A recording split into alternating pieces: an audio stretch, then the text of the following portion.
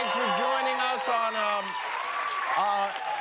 I don't know if you know, it's a very special day here in the United States. Today, in case you haven't already been celebrating, is Beyoncé's birthday. Beyoncé is 38 years old today.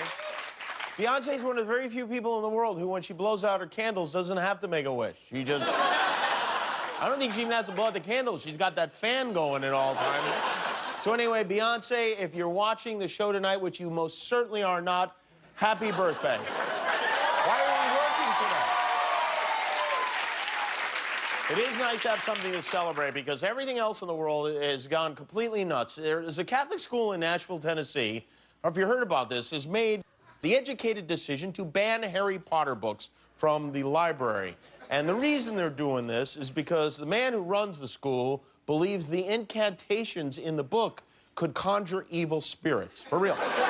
It's an actual statement from the Reverend Dan Rehill, who said the curses and spells used in the books are actual curses and spells, which, when read by a human being, risk conjuring evil spirits into the presence of the person reading the text. And again, I want to point out, this is not someone who lives in a mental institution. This is the lead educator at a school in the United States of America. Reverend Rehill said he consulted multiple exorcists in the United States in Rome, and they suggested getting rid of the books, and so he got rid of the books. And, of course, I would love to know more about this. So we reached out to the school, and we are joined now by Father Dan Rehill of the St. Edward School in Nashville. That's right. He's with us. And, well, let's go to him now. Hello, Reverend.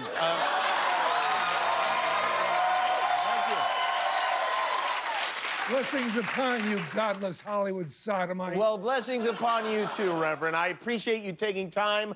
Let's get right to it. Why are you banning the Harry Potter books? Why am I banning the books? Yes, why are you banning these beloved books? Because the spells in these books, when read aloud, can summon demons. Uh-huh. Seems pretty obvious to me why I banned them. Well, but these books are so popular. I mean, if that were true, if the spells summon demons when you read them aloud, wouldn't there be millions of demons out there running around already?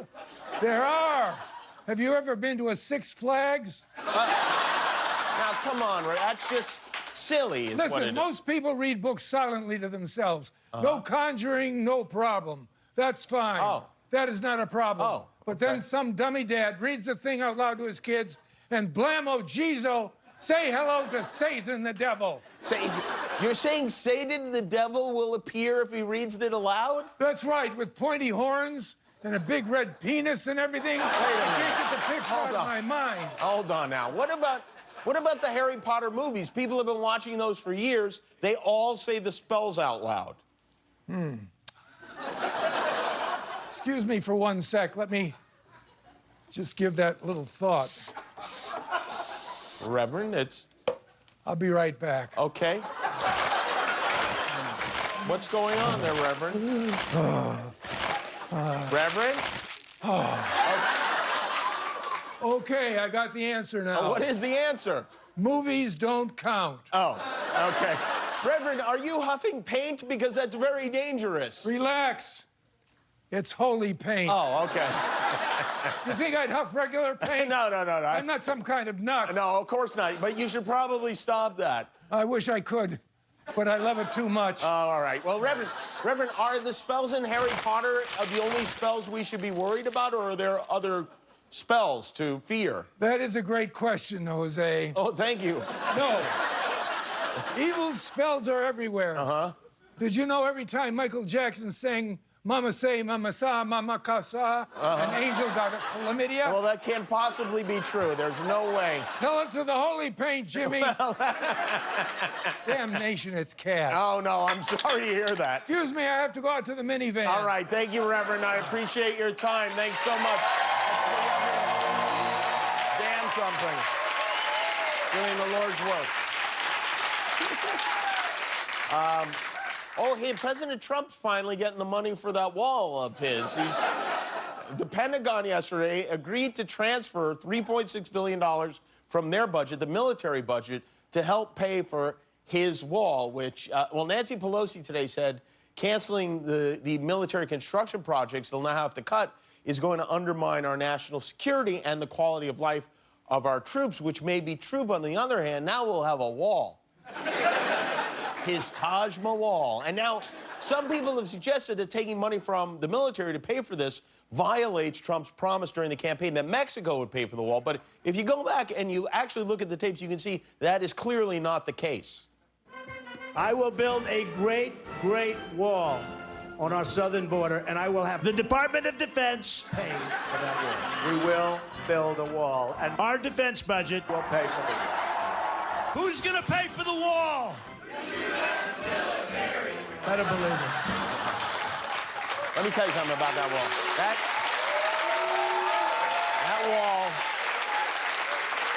That wall is like Donald Trump's sex life. He talks a big game, but in the end, he will not be able to get it up.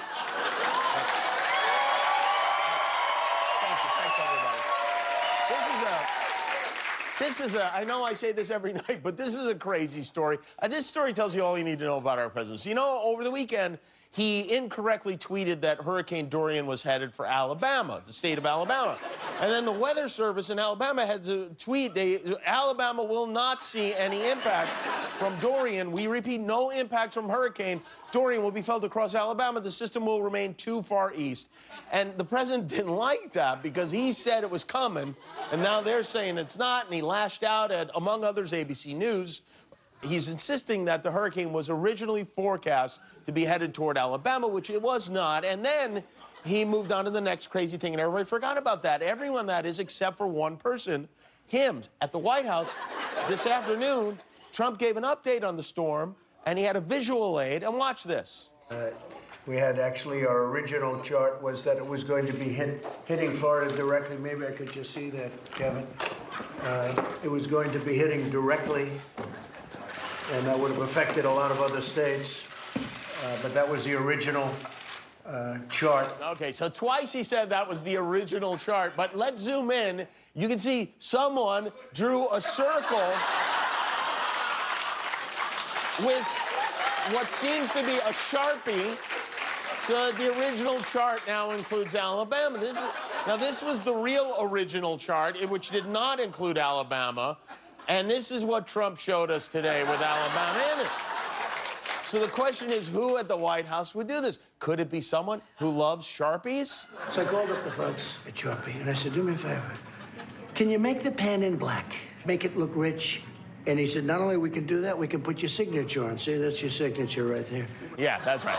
He's not even trying to hide the lies anymore.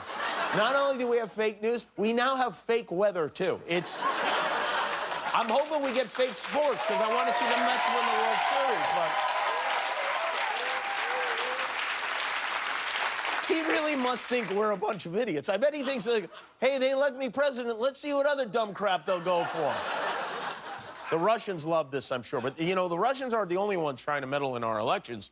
According to a new study from NYU, most of the disinformation for the 2020 election could come from Americans on Instagram. There's a lot of fake stuff on Instagram. For instance, you know how when you see photos of people and they look happy? They're not.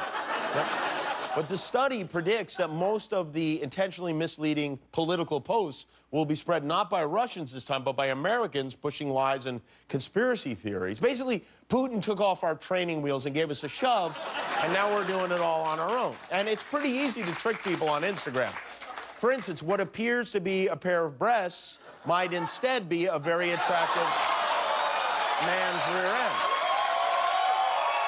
Looking good. Yeah, thanks.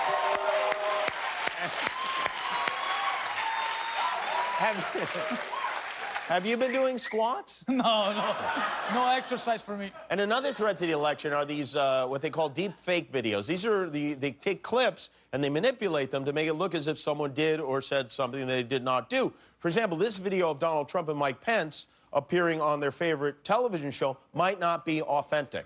Ladies and gentlemen, all rise for Brooklyn Heights.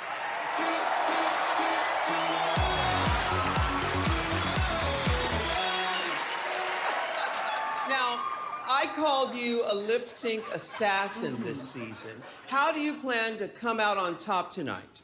Do you mean besides the loose pearls and razor blades? Yes, besides all of Besides that, that. yes. Well, the stage is where I'm most comfortable. This is my home, so I'm just gonna go out here and live my very best life. This only happens once, and I'm just gonna get it my all. So who's here supporting you tonight? I have my mommy here. Ah, thank you, Mother Heights. Mwah, thank you. Brooklyn, how do you plan to use that big fat ass into nice lip sync smackdown? So, ladies and gentlemen, give it up for Brooklyn Heights.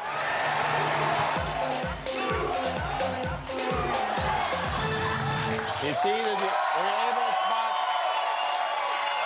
the fake part of it? All right, so let's back to this hurricane. This morning in Florida, police were alerted to the fact that 15 kilos of cocaine had washed up on the beach. Now, this is one of the packages. This was quite a discovery. A guy was walking on the beach. He found this stuff. And joining us now, live from Cocoa Beach, is the man who found the 15 kilos, Goose Halpern. Goose, are you with us, Goose? Hey, Jimmy, James. Can I call you Jim? Yeah. So excited to be here, so excited. Holy moly, I'm excited. TV. Goose, I'm told you found something on the beach. Sure did, Jimbo. I went for a hard morning sprint and saw what looked like drugs, so I smelled it, and sure enough, 12 kilos of cocaine. Wild, Jim, just wild. Yeah, well, it sounds wild. Wait, 12 kilos? I thought it was 15 kilos. Sorry, it's really windy, Jimmy, baby. I'm so excited to be on TV. I can't believe it. Like I was saying, it's not every day you find a 6.5 kilos of cocaine on the beach. Am I right? Anyway, hey, how's the weather there? What's going on? It's bad. It's really bad. I think I'm going to just hunker down for a few days and work on this great idea I have for a screenplay. You want to hear all about it? No. It's about this dude, right? It's an awesome guy. This guy kicks some serious ass. Anyway, he's sprinting down the beach and he finds 2 kilos of cocaine. Well, 2 kilos. Hold on a second. Well, listen, stay safe, Goose. You probably shouldn't be out there. Be careful with that hurricane. Hell yeah, I will, man. You know, people are saying they're finding cocaine on the beach down here. I haven't seen any, but... Yeah, wait a minute. Oh, there's my ride. Okay. My ride. Whee! All right, let's... Goose. All right. Congratulations on making it to the end of a YouTube video. Why not celebrate by clicking the subscribe button? You earned it.